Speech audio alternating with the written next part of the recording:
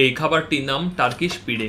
Turkish পিড়ে এর সাথে আমাদের পিঠা ওয়ার্ডটা শুনতে অনেকটা সিমিলার, বাট বানানোর প্রসেসটা পিৎজা এর সাথে অনেকটা মিল পাওয়া যায়। এজন্যই হয়তো এর অন্য নাম টার্কিশ ফ্ল্যাট ব্রেড পিৎজা। প্রথমে ময়দা, চিনি, লবণ, ইস্ট, তেল, পানি মিক্স করে ডো বানিয়ে নিতে হবে। ডোকে রেস্ট দিলে তবেই ভালো রেজাল্ট পাওয়া যায়। আর আমার স্টুডেন্ট লাইফে ভেকেশনের সময় রেস্ট না নিয়ে হোমওয়ার্ক করা লাগতো, আর রেস্টের অভাবে আমার রেজাল্টও খারাপ আসতো। যাই হোক, টপিংস বানানোর জন্য যা সময় প্রয়োজন ছিল জাস্ট ওই সময়টাই রেস্টে রেখেছিলাম। টপিংয়ের জন্য বিফ, ক্যাপসিকাম, পেঁয়াজ, টমেটো, রসুন, গোলমরিচের গুঁড়া আর লবণ দিয়ে ভালো করে ব্লেন্ড করে নিব। টপিংস ব্লেন্ড করার পর খেয়াল করলাম সবুজ কালার হয়ে গিয়েছে, কারণ একটাই, মাংসের তুলনায় ক্যাপসিকাম বেশি হয়ে গিয়েছে। এখন পরিবেশের কথা চিন্তা করে সবাই সবকিছু গ্রিন খুঁজে, তাই আজকের রেসিপিটাও এনভায়রনমেন্ট ফ্রেন্ডলি সাস্টেইনেবল পিড়ে।